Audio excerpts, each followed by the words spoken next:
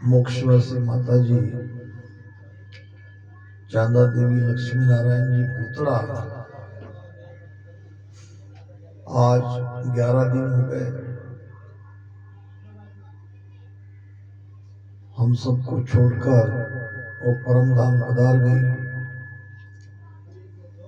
कल 12वां होगा, कल से परलोक गमन की यात्रा प्रारंभ होगी।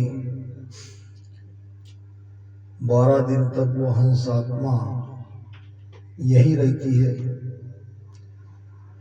गरुड़ पुराण में, शास्त्रों में, महाराज की वाणी में इसका प्रमाण मिलता है। क्योंकि स्थूल शरीर को तो हमने जला दिया, सूक्ष्म शरीर जो का त्यों है। उस सूक्ष्म शरीर में किए हुए कर्म जो के त्यों वही रहते हैं और सूक्ष्म शरीर ही परलोक में जाता है और कर्म के अनुसार उस हंस आत्मा की आगे की गति होती है। जो 4 जगह से आता है, 4 ही जगह जाता है। उसकी पहचान भी बड़ी आसानी से की जा सकती है कि यहाँ जगत में आने वाला जीव कहाँ से आया है। एक तो आता है स्वर्ग से, स्वर्ग का सुख भुगत लिया, फिर स्वर्ग का सुख भुगतने के बाद 84 योनि भी भोग कर दोबारा उसे मनुष्य शरीर मिला, तो यहाँ आने पर वो शुभ कर्म करेगा, धर्म पुण्य का काम करेगा। यह स्वभाव जिस मनुष्य के अंदर हमें दिखाई दे, समझ लो कि वो स्वर्ग से आए हैं, स्वर्ग का सुख उसने लिया है और वापस स्वर्ग में जाने की और तैयारी वो कर रहा है। दूसरा मनुष्य आता है 84 से। सामान्य मनुष्य 84 लाख योनि भुगत कर वापस मनुष्य शरीर में आया, थोड़ा बहुत सुख स्वर्ग का भी लिया, नरक का भी लिया, 84 तो सबको आना ही है।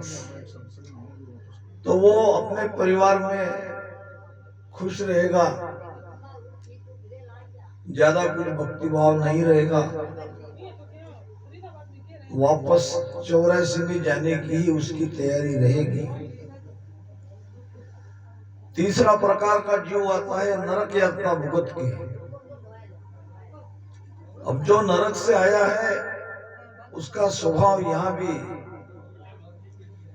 बड़ा क्रोधी रहता है, भक्ति द्रोही रहता है। स्वयं तो भक्ति करता नहीं, दूसरे करने वाले भी उसे भाते नहीं, बार बार बाधा लाने की कोशिश करता है। ऐसा अगर कोई जीव, कोई मनुष्य है, ऐसा स्वभाव का अगर हमें दिखे तो समझ लेना कि वो नरक का दुख सह के आया है। चौथा प्रकार है मनुष्य में से मनुष्य बन के आना। मनुष्य जन्म मिला, सदगुरु के शरण में गया, राम नाम की सांसों में भेद के साथ उन्होंने भक्ति करी। सदगुरु कृपा से उनके भीतर सत्संग निरंतर कुदरत कला जगी और सत्संग करते करते, भजन करते करते भीतर के कुछ कमलों का छेदन तो हुआ, मगर पूरी आंतरिक यात्रा नहीं हुई। कोई नाभि तक पहुंचा, तो कोई मेरू तक, तो कोई त्रिकुटी तक। जाना है 12 कमलों को छेदन करके, 12 के 12 कमल छेदन नहीं हुए, श्वासा खत्म हो गई, बीच में जाना पड़ा। तो ऐसा राम राम भजन करने वाला जिसके अंदर कुदरत कला जगी है, वो दोबारा वापस मनुष्य जन्म आता है। आत्म का गुरु शिष्ट में ताके सन्मुख होए, ताके सिर नहीं कून रहे ब्रह्म लग कहूं तोय ब्रह्म लग कहूं तोय जन्म ऊंचो घर पावे। बुद्ध प्रवीण धनपुर राव होए जग में आवे। सुखराम कहे फिर दोए जन्म सुख पावे कहूं तोय आत्म का गुरु सिस्टम में ताके सन्मुख होए। जिस जन्म में हमने भक्ति धारण की उसमें हमारी उस सत्स्वरूप आनंद पद में जाने की यात्रा पूरी नहीं होती है तो उसे और 2 जन्म मिलते हैं इनसे भी बढ़िया परिवार में। जैसे कि हमारी धारणा है हमारी माता जी कल से उनकी परलोक गमन की यात्रा शुरू होगी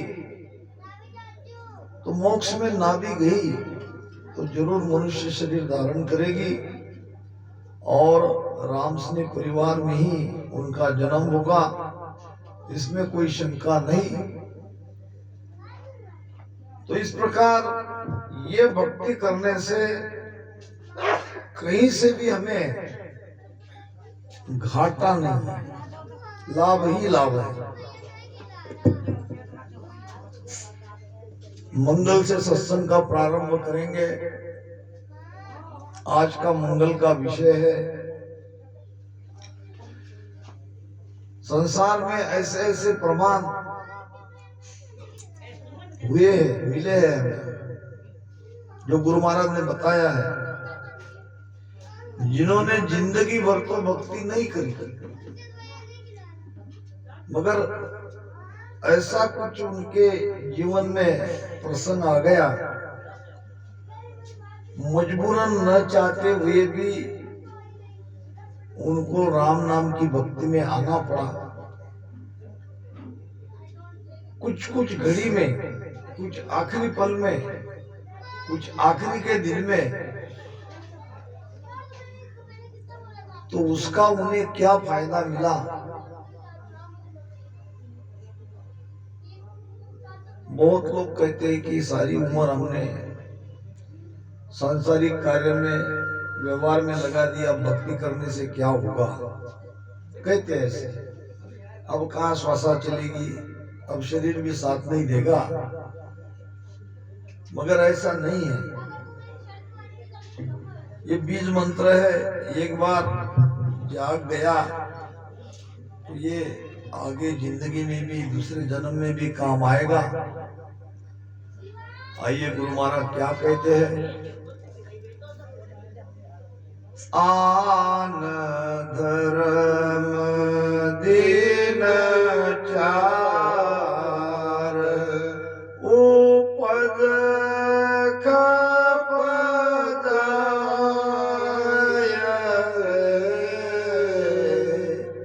आन धर्म दीन चार उपद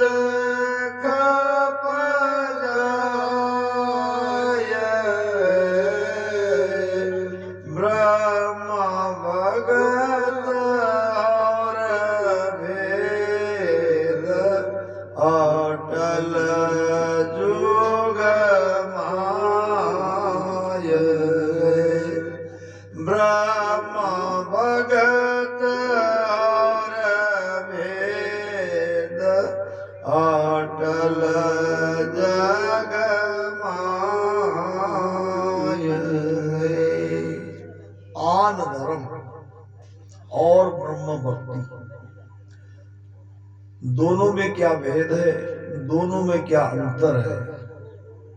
भक्ति कोई भी बुरी नहीं है, पहली बात। चाहे आप 3 लोक में किसी भी देवी देवता को मानो, आपकी मर्जी, चाहे चौथे पद की ब्रह्म की भक्ति करो,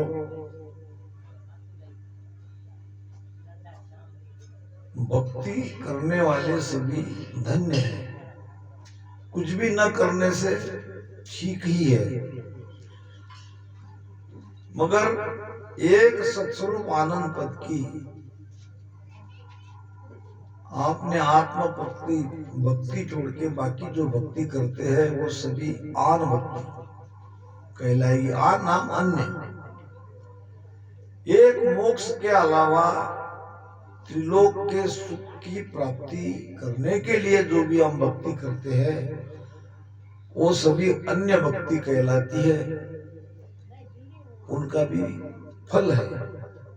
महाराज कहते हैं कि फल पावे पदवी मिले, घर बन छूटे कोय, दुओ बिन बो सादरे, जा संग मुख न होय। फल मिलेगा, पदवी मिलेगी, फल पावे पदवी मिले, गर्भ न छूटे कोई। गर्भ में आना जाना नहीं छूटेगा इन भक्तियों से। महाराज कहते हैं यातन सूजल घर जावे, इण सूरा जा होई, मेरे रामा इण सूरा जा होई। या स्वरूप करूप बनाना, या स्वरूप करूप बनाना, सुख दुख पावे लोई, मन रे ओ तन ऐसा लोई, ओ मन रे ओ तन ऐसा लोई, जो कोई समझ शिवरे है साया, जो कोई समझ शिवरे है साया, आप ही करता होई, मन रे ओ तन ऐसा होई, ओ मन रे ओ तन ऐसा होई, मन रे वो तन ऐसा हुई। और जो कोई समझ शिवरे है साहेब, समझ के उस मालिक का स्मरण करेगा, भेद से भजन करेगा, स्वयं उस मालिक के पद में मिल जाएगा, स्वयं परमात्मा बन जाएगा। अगर चाहो तो ऑप्शन बहुत है, निर्णय आपको करना है। आप चाहे तो इस तन में देवी देवता की भक्ति करके बड़े सुखी कुल में आगे जा सकते हो, उज्जवल घर में आपका जन्म हो सकता है। आप इस शरीर से तप करोगे, शरीर को कष्ट दोगे तो आप राजा भी बन सकते हो। आपको क्या बनना है, क्योंकि आप मरने वाले नहीं हो, आपकी मृत्यु नहीं है, मृत्यु तो शरीर की है। आगे आपको क्या करना है, जैसे कि जीवन में आप यहाँ राजस्थान के लोग बहुत बड़ा जल्दी निर्णय लेते हैं, हमारे लिए इतना आसान नहीं है। आप कहाँ नहीं चले जाते हैं, पहाड़ों में जहाँ कोई नहीं है, कोई सुविधा नहीं है, वहां जाके आप अपना बिजनेस पैसा कमाने के लिए चले जाते हो। आपके लिए घर बार गांव का शहर का त्याग करना सहज हो जाता है। जैसे आप अपने सुख के लिए इतना बड़ा खतरा मोल लेके दूसरे अनजान शहर में, अनजान स्टेट में चले जाते हो। इसी प्रकार ये मनुष्य शरीर हमें अभी मिला है आगे की व्यवस्था के लिए। जब यहाँ के लिए इतना बड़ा, अभी कलकत्ता से आए, यहाँ भी परिचय करा है, सब यहीं के। हमारे तरफ जिन्होंने ये भक्ति हमको ला दी वो भी यहीं के थे, सेठ साहब राधा किशन जी झंवर। और जिन्होंने भक्ति का प्रसार किया वो सदगुरु रामपाल जी तोषनीवाल, वो भी यहीं के थे। तो कहने का मतलब, छोटी सी जिंदगी के लिए, सुख आराम से जीने के लिए, इतना कष्ट करने के लिए आप अपना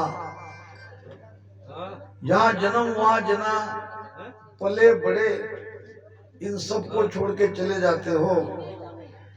वैसे ही शरीर के बाद, इस शरीर छूटने के बाद भी आप रहोगे तो आगे की क्या व्यवस्था करनी है, ये निर्णय आपको करना है।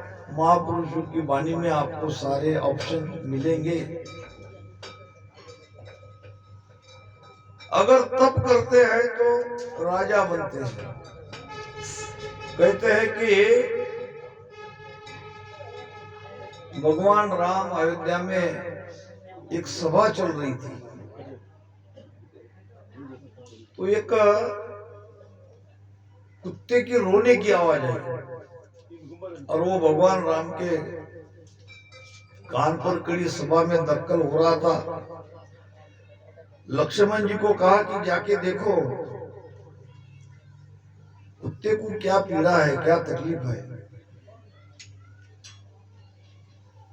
भगवान राम ने देखा एक कुत्ता जैसे फरियाद के भाव से भगवान राम को पुकार रहा हो, ऐसा प्रतीत हुआ। लक्ष्मण जी वापस आए, भगवान राम को कहा एक कुत्ता है जो कुछ कहना चाह रहा हो, ऐसा मुझे लगा। तो भगवान राम ने कहा बुलाओ उसे। कुत्ते को बुलाया गया, पूछा भाई तू क्यों रो रहा है, क्या तकलीफ है। तो कुत्ते ने कहा मुझे एक साधु ने मारा। क्यों मारा? मुझे पता नहीं, मैंने तो कुछ नहीं किया। और कमर पे वो लाठी लगी, कमर टूट गई, बहुत दुख हो रहा है, दर्द हो रहा है। इसलिए कैसे तो भी मैं आप तक फरियाद पहुंची, इसलिए रो रहा था। राम राज्य था, साधु को बुलाया गया, पूछा क्या तुमने इस कुत्ते को मारा? अब झूठ क्या बोलेगा, उसने मान लिया हाँ। क्यों मारा? बस मार दिया। बस मार दिया तो सजा के लिए तैयार हो जाओ। कुत्ते को पूछा क्या सजा दी जाए इसको? कुत्ते ने कहा इसको राजा बनाओ। ये सजा है कि बख्शिश है? नहीं, कुत्ते ने कहा राजा ही बना दो। क्यों राजा बना दो? राजा बनेगा, न्याय अन्याय करेगा, किसी के साथ न्याय होगा, किसी के साथ अन्याय होगा। अब जब अन्याय करते जाएगा तो ये कर्म इसको लगेंगे और इसको भोगना पड़ेगा। तपोवंती सो राजवंती, राजवंती सो नरकवंती। राजा कभी सुखी नहीं रहता, ऊपर ऊपर दिखाई देता है। एक फकीर था और राजा के भवन के सामने ये खंडहर सी जगह थी, गिरा हुआ किसी का मकान था, सराय थी। वहां रोज आके सो जाता था, दिन भर भिक्षा मांगता था और रात को वहां आके सो जाता था। जब सुबह उठता तो एक बात रोज कहता, जोर से कहता कुछ तो राजा के जैसी बीती, कुछ राजा से भी बढ़िया बीती। अब ये रोज का उसका था, लोग सुनते थे। राजा के कान तक भी बात आई। सुबह जल्दी एक दिन राजा उठा, रोज के नियम के अनुसार फकीर उस दिन भी कहने लगा, ऐसे अंगड़ाई खाते हुए, कुछ राजा के जैसी बीती, कुछ राजा से भी बढ़िया बीती। सिपाही को भेजकर फकीर को बुलाया राज दरबार में। तुम जो रोज सुबह उठते हो, मेरे नाम का उल्लेख क्यों करते हो? क्या कहना चाहते हो? कुछ राजा की जैसी बीती यानी क्या बीती? फकीर ने कहा, क्षमा करे महाराज, मेरा भाव ऐसा था कि जो रात मैंने बिताई, यानी सो के जो उठा, जो रात मेरी बीती वो राजा के जैसी बीती, ऐसा मेरा अपना भाव है। मुझे उतना आनंद आता है जब मैं सो के उठता हूँ तो मेरी नींद राजा के जैसी बीत गई। राजा को बड़ा आश्चर्य हुआ, मेरी तुम्हारी क्या बराबरी? मैं राजमहल में बड़े पलंग के बड़े सेज पे मैं सोता हूँ, अब तुम फटी पुरानी चद्दर पे सोते हो, मेरी तुम्हारी क्या बराबरी? मेरे जैसे तुम कैसे सो सकते हो? तो फकीर ने कहा, राजा साहब बात ऐसी है, जब तक नींद नहीं आती तब तक तुम राजा मैं फकीर, जब तक नींद नहीं आती तब तक तुम राजा मैं फकीर, सोने के बाद तो दोनों एक समान है। सोने के बाद न तुम्हें स्वयं का राजा होने का कोई अनुभव है, न मुझे सोने के बाद फकीर होने का अनुभव है। सोने के बाद तो दोनों की नींद एक समान है, दोनों को उतना ही सुख आता है। इसलिए मैं कहता हूं कि कुछ राजा के जैसी बीती। राजा समझ गया, नींद न जाने टूटी खाट। अगर नींद आ गई तो वो कहीं सो जाएगा, अगर नींद ही नहीं है तो सब कितना भी गद्दी ला दो, पलंग बिछा दो, आंख में नींद ही नहीं है तो वो नींद का सुख नहीं ले सकते। राजा ने कहा, ये बात तो बराबर है। अब ये बताओ कि राजा से भी बढ़िया बीती, यानी क्या मुझसे भी बढ़िया तुम्हारी नींद कैसे है? वो भी बताता हूं, क्षमा करें। आप जब सोते हो तो सोते समय आपका मन विचार चक्र में घूमता है, सबका चलता है, विचार चलते ही रहते हैं। आप राजा हो, किसी के साथ न्याय करते हो, किसी के साथ अन्याय हो जाता है गलती से, और जिसके साथ अन्याय होता है उसकी पीड़ा आपको लगती है, और ऐसे दुख लेके जब आपके मन में विचार उठते हैं तो आपकी नींद उतनी आनंददायक नींद नहीं हो सकती। और मेरा कोई लेना नहीं है, देना नहीं है, न कोई झंझट है, जो मिलता है वो खा लेता हूँ, आके सो जाता हूँ, न किसी के साथ न्याय करता हूँ न किसी से अन्याय होता है। इसलिए मेरी नींद अपनी नींद में बहुत फर्क है, आपकी नींद से भी बढ़िया नींद मेरी है। तो जब उस कुत्ते को पूछा भगवान राम ने कि तुमने इसे सजा दी कि बख्शिश दिया, तो कुत्ते ने कहा कि मैं ये इसलिए राजा बनते देखना चाहता हूँ कि इसके भी हाथ से अन्याय होगा और ये हमेशा के लिए नरक में जाएगा। तो ये शरीर से तप करके हम राजा भी बन सकते हैं, इसी शरीर से हम रूपवान बनते हैं, इसी शरीर से कुरूप बनते हैं, इसी शरीर के कर्म के कारण हमारा अगला जन्म सुख में व्यतीत होता है, इसी शरीर से बुरे कर्म करने के कारण हमारा अगला जन्म दुख में व्यतीत होता है। सुख दुख एक कर्म के कारण ही हमें मिलता है। इन सुदीन दुनी सिर होई या सुरगा जावे मेरे रामा या सुरगा जावे।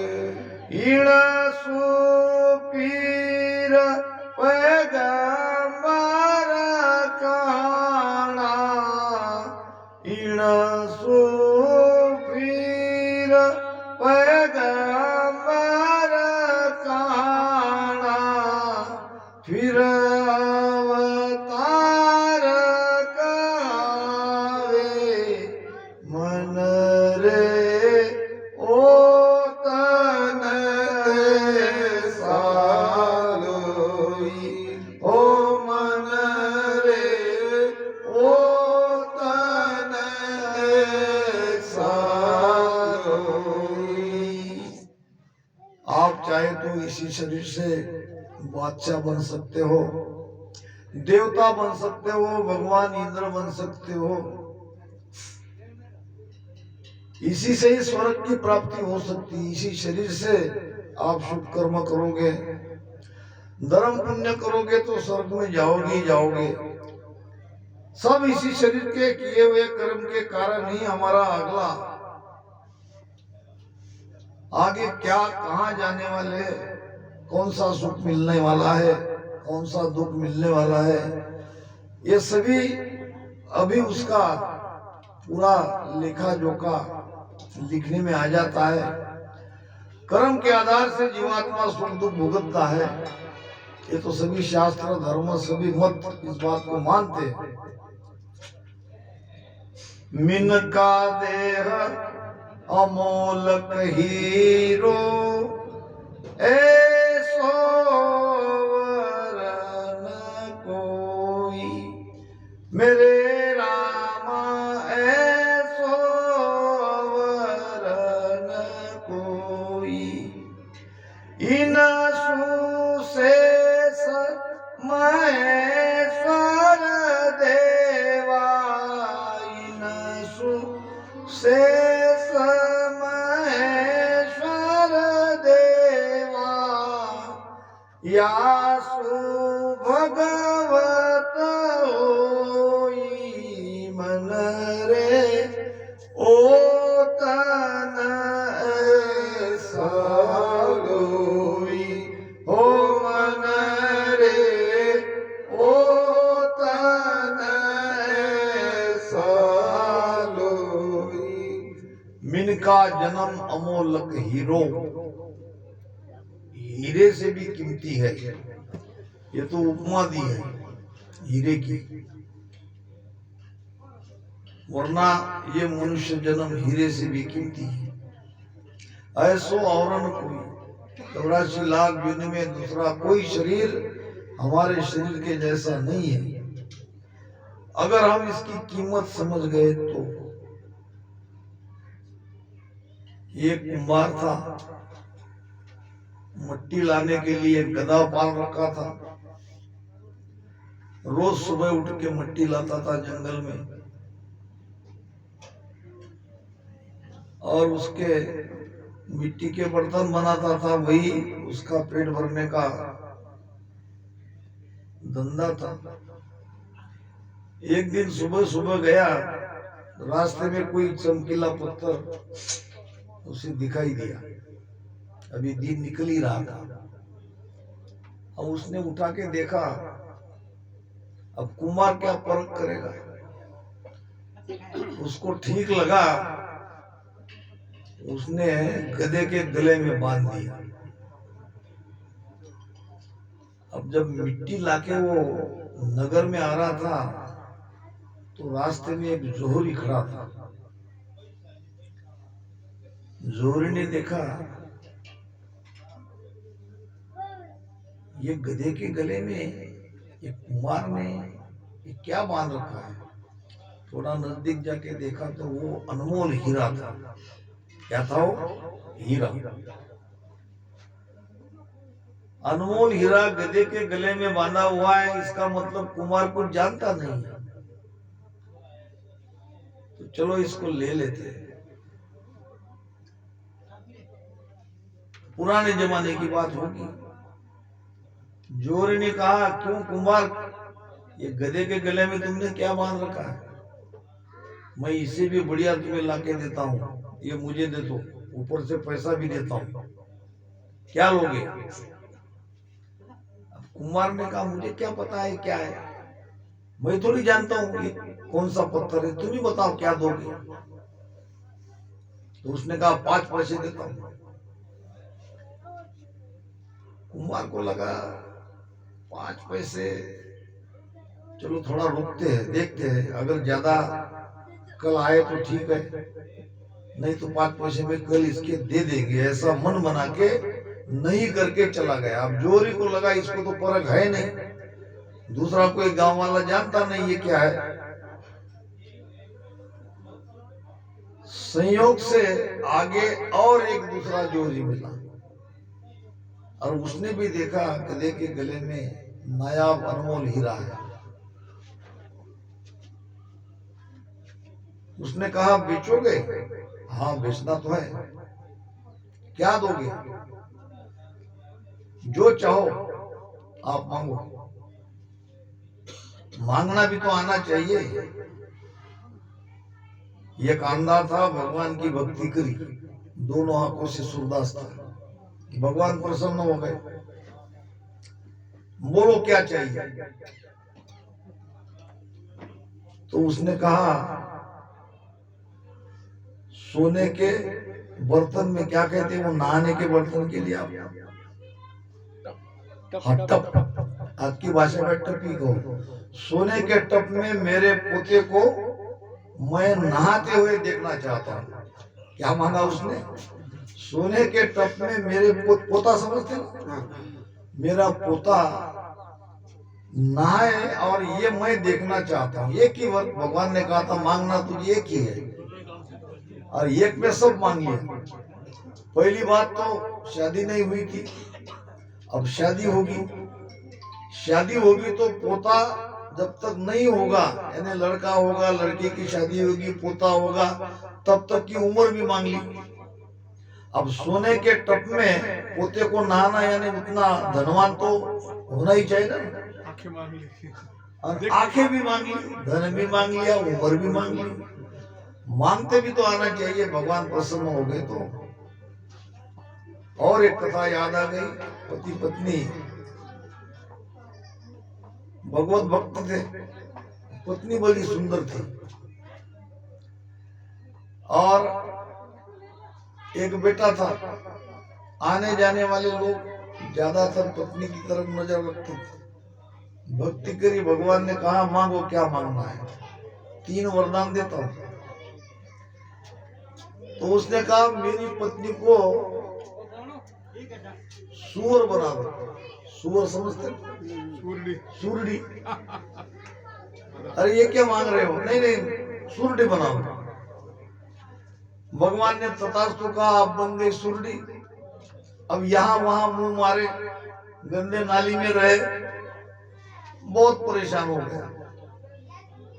इतनी सुंदर स्त्री को सूरडी बना दिया।